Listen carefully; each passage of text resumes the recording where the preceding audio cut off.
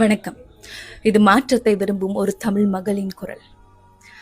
பருவ வயசு வந்த புள்ள நான் கொண்ட காதலோ தமிழ் மேல.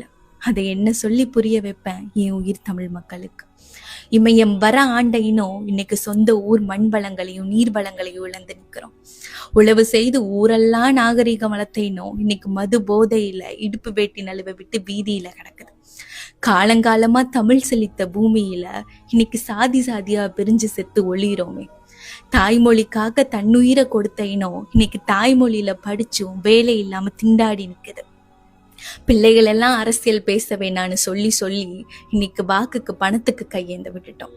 வந்தவரெல்லாம் என் மண்ணை ஆள விட்டு உயிரான தமிழ் புலிகள் எல்லாம் சாக விட்டு வேடிக்கை பார்த்துட்டோம்.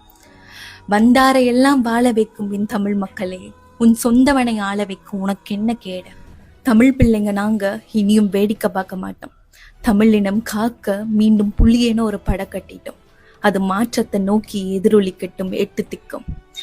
வர பிப்ரவரி 21 திருச்சியில் நாம் தமிழர் கட்சி நடத்தும் மாற்றத்தை விரும்பும் எளிய மக்களின் அரசியல் புரட்சி மாநாடு.